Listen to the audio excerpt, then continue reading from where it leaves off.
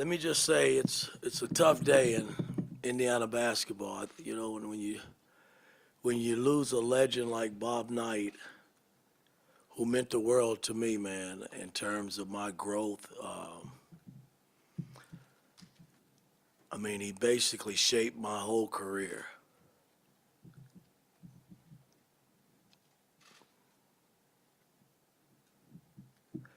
So this program will truly miss an icon, man. It's hard to really describe in words what he meant to me, but boy, I wouldn't be sitting in this seat today if it wasn't for Bob Knight. So to his family, you know, I wish him nothing but the best moving forward. If there's anything I could ever do, I'm going to always be here for him. So with that being said, I'll open it up for questioning. Jeff on your right, and Zach. Yeah, Coach. Obviously, with Knight, there's a lot of things that were impressive. I'm curious, what impressed you the most about him? You know, I grew up with nothing. You know, from a beautiful family of 12 brothers and sisters and mom and dad. And I think what impressed me the most when he recruited me and he came to the house, he promised me that I would get an education and that I would play for the best basketball program in the country. And that's all I needed to hear, somebody to give me an opportunity. So that impressed me. It sure in the hell impressed my mother probably more than me because I was the only one that was able to go to college and get an education and graduate. Zach on your left, and Mike. Mike, you've talked about coaches you've worked with, coaches that have, Cotton Fitzsimmons and Larry Brown, guys like that. What, I guess, in your day-to-day approach to the job, what are the things that you think you take most from Coach Knight, whether it's the way he taught or, some of the stuff he ran, just maybe the way he carried himself? It was all about his preparation, people. I mean, we were always prepared to play. And that's so important.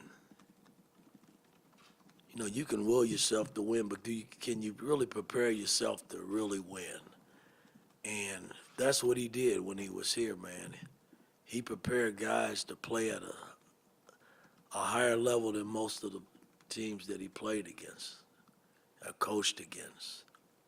I would say his preparation probably stands out more than anything.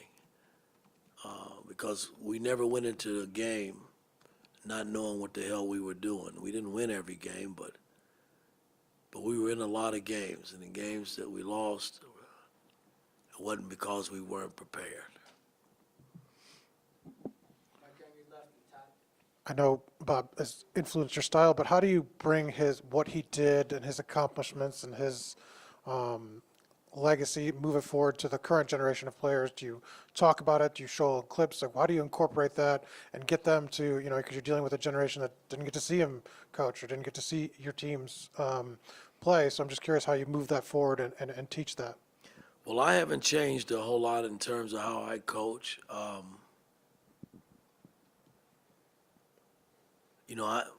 I bend some, I give some, and I take some. I think coaching is coaching. And I truly believe, I've always believed this, all players want to be coached. It's just finding the right buttons to coach them. And that's what Knight was so great at doing. Yeah, he lost some players along the way that couldn't take it or struggled with the way he coached, and they moved on. But for the most part, the guys that played for him here and stuck around, they enjoyed playing for him because he got the most out of them. And I'm going to continue to push guys and make sure that they do all the things necessary on the court as well as off the court. That's how I learned, and I think I've turned out just fine in that regard. So that's something he instilled in me when I played here, and while I'm coaching this Indiana team, I'm going to do the same thing. Todd, on your right, then Mason. Mike, at a previous job, I covered Royce Waldman, who was an assistant here right after you stopped playing. And we would talk on occasion off the record, and one day I asked him about Coach Knight and why he was so loyal to him. And Royce said something along, I'm not quoting it directly, but he said something like, well, he had to be here to understand it. You were here, you understand it. Where does the magnetism of that loyalty among his ex-players, his ex-coaches, when does that start, and how has it kind of fed itself through your own life experiences since? No, it started from the time he recruited me, man. You know what I mean? He held true to everything he said he would offer me. And sure, I didn't win a national title, but hell, I won a Big Ten title, a gold medal with him, an NIT championship with him. So I was in the trenches with him. And that meant more to me than anything because he believed in me. And as a coach, hell, I believed in him. Shit, he was one of the best coaches out there. He was winning national titles. I mean, and it's hard to really describe it unless you've gone through it. But if I had to do it over again, I'd do it the same way. I really would, because it really shaped me as a person. It really did. Mason in front, and Jeff. Coach, through both your actions and your words, ever since you really took this job, you've always kind of emphasized bridging the gap between that era of Indiana basketball and the one you lead now. You've had him back at practice. He spoke to the team before. What was that like for you to have him back at the practices and kind of speaking to a team that you're leading when he was speaking to you guys? I just wish he was more healthier when he was going through being back here. Because what better person to sit next to and chop it up and talk basketball than Bob Knight? I mean, I'm new to this college game. And, boy, if he was right, man, it would have been unbelievable to sit next to him. And he helped me navigate through the waters of college basketball because he's so brilliant. His mind is just, it was phenomenal in terms of his thought and his process in terms of beating his opponent. I mean, he was always 2 steps ahead of everybody. I always thought that as a coach with him.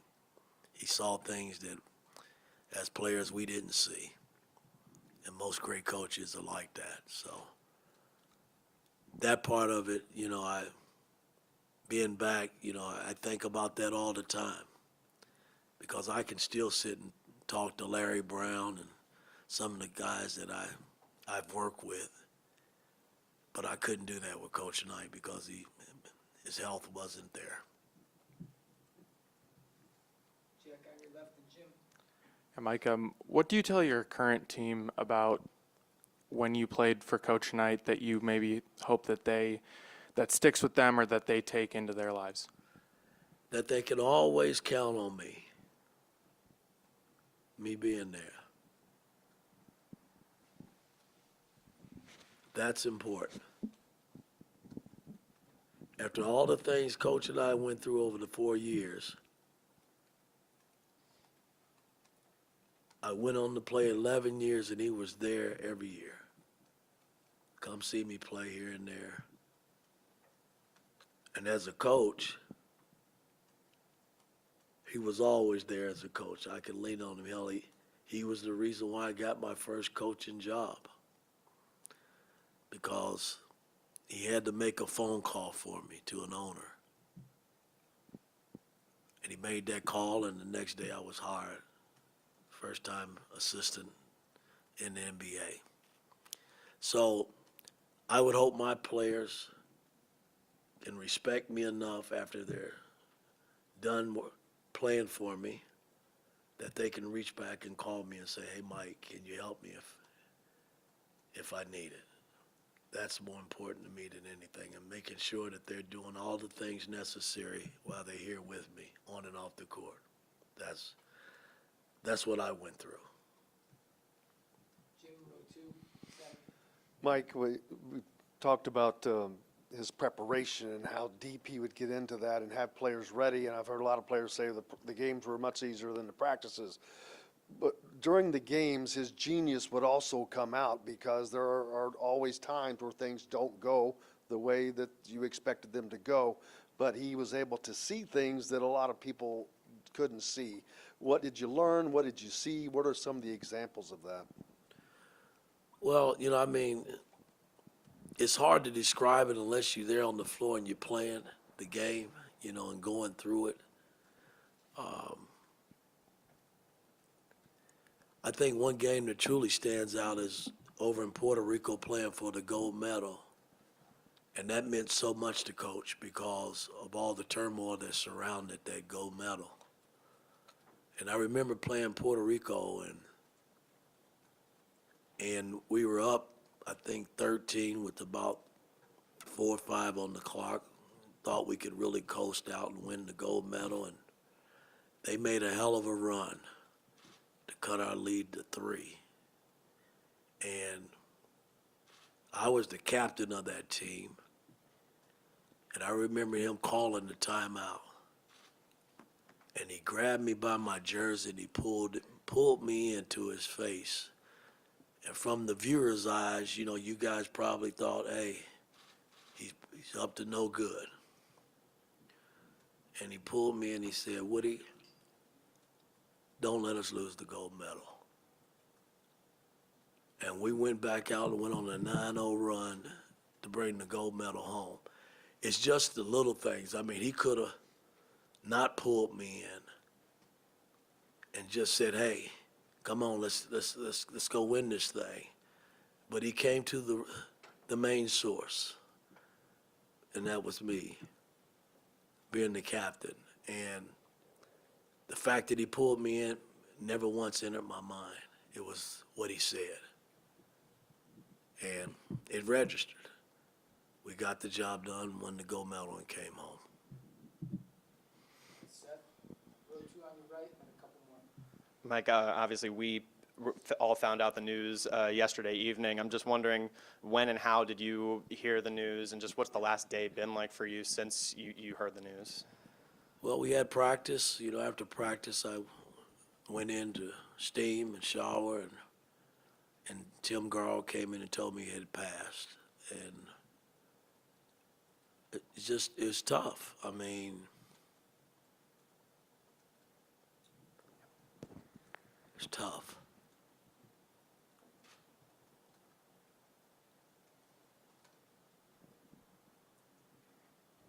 Next question, please. Zion on your left, row 2, and then we'll finish with Brad. Mike, you've mentioned that story several times of Bob Knight making the call to help you get your first coaching job. What do you think it was about him that garnered that respect from people that weren't his players or weren't his assistant coaches? When you go through the grind with him, the respect factor is so high. And we respected each other both ways based on what I went through the 4 years that I was here. And it never wavered all those years. So I wouldn't have expected anything else. I knew I could pick that phone up and he make that call for me. He never would have told me no. That's just the respect factor and the friendship and the brotherhood that we had all those years.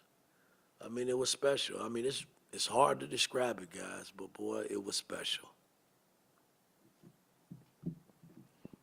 Brad, last one, back row, right. Mike, February of 2020, when everybody was back here together for that game against Purdue, when all those former players and you guys all got one more chance to be around Coach for that day, what still now stands out from that afternoon, that evening, that weekend for you about sharing that time together? It's like old times, You think back when he coached here, we had a reunion every summer where we got together for a weekend and just chopped it up, played golf, and got a chance to talk to guys that you hadn't seen in a while. And this was every year. So that was like a reunion bringing him back, and we needed to bring him back. He needed to be back here, man. I mean, this is Bob Knight's house. Make no mistake about it. So he had to be back, and I thought all the players that turned out and the fan support that we got that night for him was unbelievable. And Hoosier Nation is going to miss him, because as far as I'm concerned, he's the greatest coach that ever graced the college basketball floor. Next coach, Yep. bring in X and Trey next.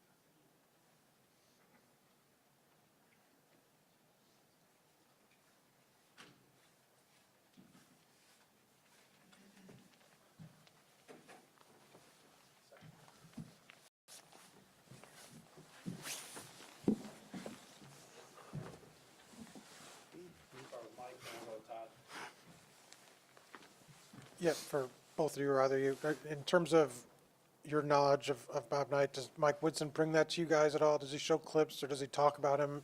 How has he kind of brought that to your guys' class? I think he brings up a lot, honestly. Because it was how he was taught as a player when he was a player. He gives us the coach-player relationship. He tells us all the time that relationships are the biggest things, and that was something that he was taught from Coach Knight. I think just going off X, I think just the impact he had on Coach Woodson, we can see every day. And he shows the love and gratitude he had for him. And it was really cool to kind of just see that connection that they had and how it's really formed him as a coach and as a person. And so it's been really cool to kind of see that and see how far Coach Woodson has come on this journey and how he's still going. So it's pretty special to see that connection they had. Trey and X, you can comment on this as well. I mean, on a human level, Coach Woodson is hurting right now. I mean, this was his guy. How do you guys as players kind of rally to him, kind of reverse of what the usual would be, to try to ease the pain, his own pain? Yeah, I think just doing all the things that we're asked to do and exceeding those things. I think just playing hard and being leaders that we are, that we need to be, and bringing the other guys along is going to help him and everybody get through it. Because, I mean, obviously it's challenging right now because it's such a big loss for everyone, and everyone's affected by it. But I think just for us to go out there and play as hard as we can and know why the reason we're playing for Indiana, it's tradition, and he's a big piece of that tradition. So just obviously remembering him and playing hard for Coach Woodson and for his loss. So. I just think we need to wrap our arms around him, honestly, because I know how it feels to lose somebody that's close to you. And I know that Coach Knight was basically a father figure to Coach Woodson because he lost his actual dad when he was 14. So I know he's taking this real hard. And like I said before, we just got to do what Trey said as well. As a team, we got to come out as a unit and play hard for him, and we got another reason why we're playing. Trey, you're Indiana born and bred. What impact did Coach Knight have on you individually and your entire family? Yeah, I mean, especially for my family. My dad's a coach, so I mean, he always talked about him, and my family's a big Indiana fan. So just knowing what he meant to this place and to my family and the tradition that he left and the kind of just the way he built is incredible. So I think just remembering all the great times he had here and just the success he had is important to me, my family, and obviously everyone that was involved in Indiana. But like I said, it's a special thing he had going on. So it was great.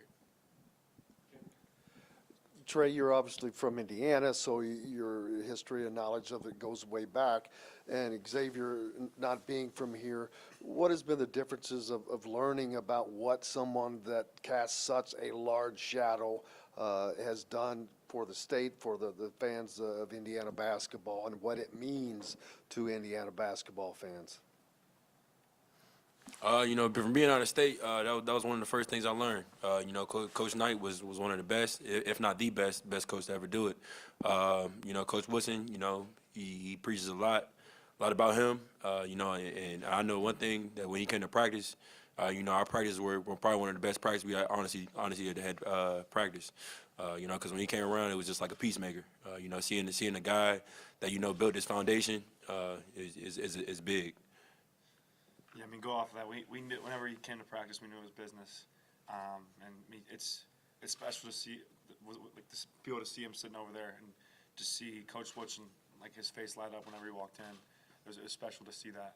So I think just knowing what he had and how special it was is important for us to carry that on and play hard like we have been. So I think just going out there and knowing what we're playing for, like I said, and the impact he's left on Indiana. It truly is special. Yeah, for either one of you, Coach Woodson just said it was important to him to kind of have a relationship with his players after they leave the same way he did with Coach Knight. I mean, how does that hit you to know that, he's going to be there for you as long as he's around? It means the world, and that's one of the things we knew when he came in. That was a big part of him, and the way he treats his players is special, because he's been there and he's done that. So I think just knowing that he has our backs and we have his is a good bond that we need to have throughout the year, because there's a lot of ups and downs that you go through.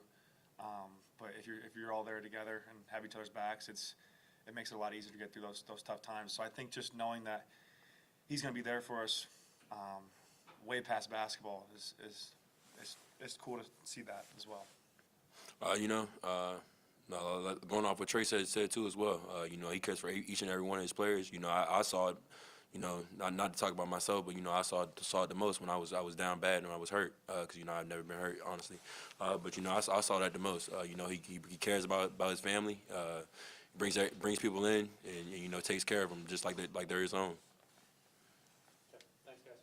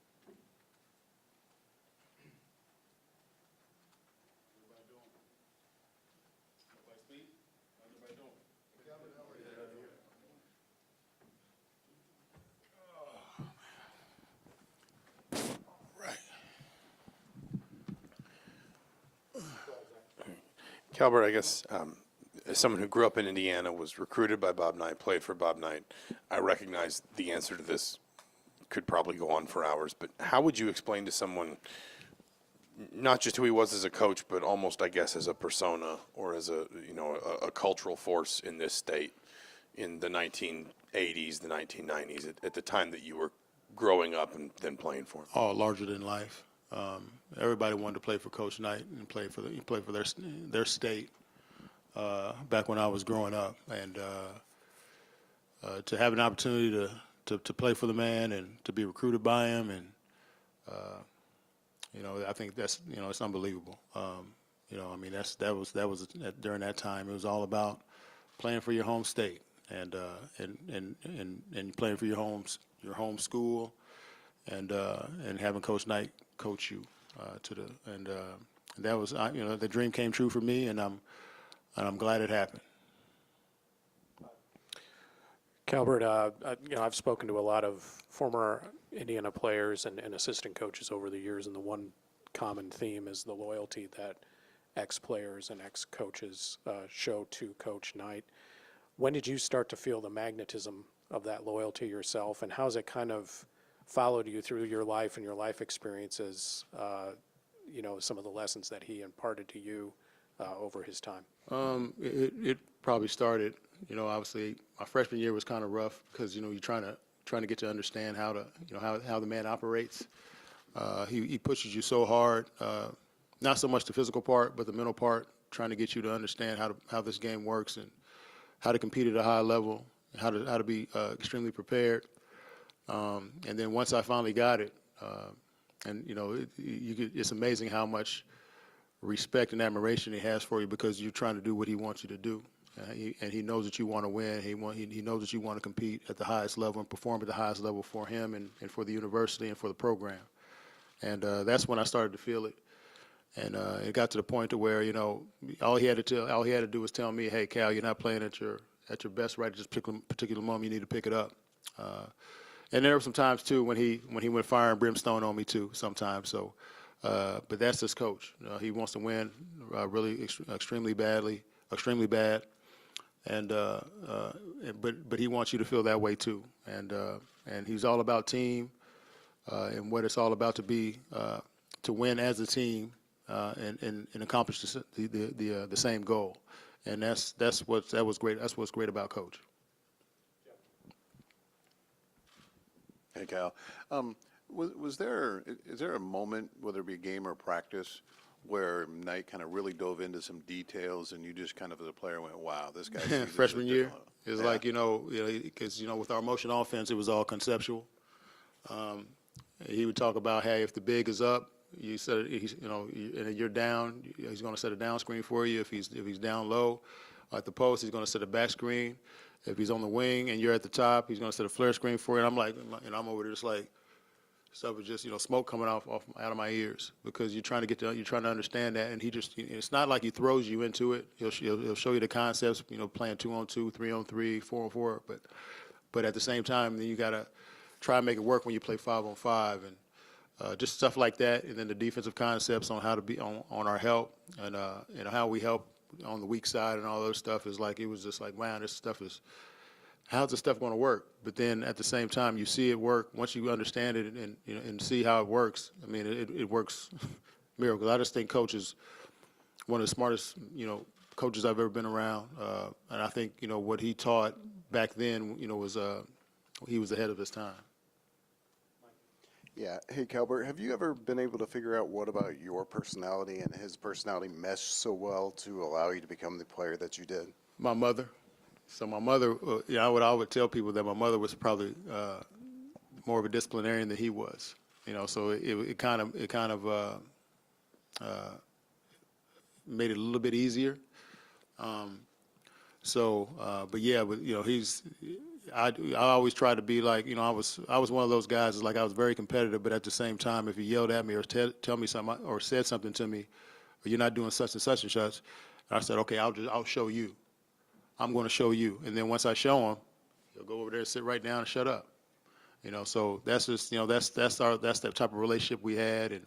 And I think he had that type of relationship with all his players. Like I said, if you do what he asked you to do, like I said, he'll shut up.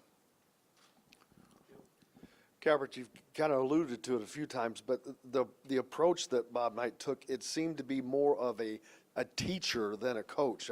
The conversations I've had with either Pat Graham or Todd Leary or Brian Evans, everybody has their 4 years of notebooks where they took notes and all of that. So how much of that is just that sticks with you and you're able to use today? Huge, huge. I still have my notebook up in my office right now. It's on the shelf, so it's all about teaching the concept, how the game works. I think a lot of, sometimes a lot of players, they don't understand how the game works. They just want the ball in their hands and they just want to tell everybody to get out the way. But you got to know how the game works because you got 4 of the guys out there on the floor. And so he was very, very detailed in teaching us how to play on the offensive side of the ball and the defensive side of the ball, special situations, all that stuff. Prepare for teams that came in here. It got to the point. Another thing that was in reference to preparing for teams, there's so much video involved and this certain play, this is what this player is going to do. And then it got to a certain point to where when you got out there on the floor and you saw the play, them call a certain play, you knew exactly what they were going to run because we were so prepared. And that's what separated the coach from a lot of coaches, from a lot of other coaches. Calbert, is there anything particular of Coach Knight's style or his persona that you have seen in yourself carry over as you've made your way to the sidelines at this point in your career now? Yeah, just a little bit, the competitiveness. Being competitive and sometimes, to a certain degree, I have to go fire and brimstone on guys, just to get them to understand. But at the same time, you gotta give them that little tough love. But also at the same time, you gotta put your arm around them. And Coach did that as well. His idea of putting his arm around you was like he'd hit you in the back of the head, and he's got his national championship ring, and the national championship he hits the back of the head and hurts. But that was his idea of of love. So. Just the competitive fire every now and then that I show, and I just try to convey to the other guys, this is what you got to do to win. You got to have that competitive fire and competitive spirit in order to be successful. Yeah, Coach Woodson talked about just his impact off the court outside of basketball too. What was maybe the number one thing for you, not even on the court, but just the way that Coach Knight impacted? That he does things for people that really that most people around in the public don't really see or realize or know. The one thing he's going to be tough on you. He's going to push you. He's going to make you not like him sometimes. But at the end of the day, when you graduate and even when you graduate, go off and do your own thing, he'll do anything for you. You pick up the phone and give him a call. He's going to pick it up and he's going to do whatever you need. That's just the type of person he's always been. And a lot of people didn't really see that. But there's a lot of people in this. He's touched a lot of lives in the time he was on this earth. Yeah, Calbert, Mike talked about how in recent years it was kind of bittersweet to have Bob there because he couldn't necessarily talk to him like he might have a couple years ago about coaching, about things he saw. Do you miss that too? I mean, is there times where now you could think of as in kind of this phase of your career where, I would have loved his advice on this thing or look to him for that? Oh, without question, no doubt. I mean, you always, sometimes you can get stuck as a coach, or you might get stuck in life. Sometimes it's good to have someone that's experienced what he's experienced, and that can help you, along your way. He's a big time mentor to me, and not only just a coach. And like I said, he's been there, done that, and sometimes I was able to pick up the phone and give him a call if I did have some trouble. But now, in this certain situation, I'm sure he's in a better place. Obviously, yeah, you definitely would you definitely miss out on the advice that he was able to give you. I asked Mike this too, but just, we found out the news yesterday evening. Just when and how did you hear the news, and just what's the last day been like for you since? It was weird because I didn't hear until after our practice yesterday. So I started getting all these. I got like a million texts. All of a sudden I started to hear about Coach, and I'm like, what the heck is And so then all of a sudden I just look, and then I put a call in, and I was like, wow, yeah, it kind of hit me kind of hard at first because obviously I know he was 83, but you still think that. In the back of your mind, he was taken too soon. But at the end of the day, that's life.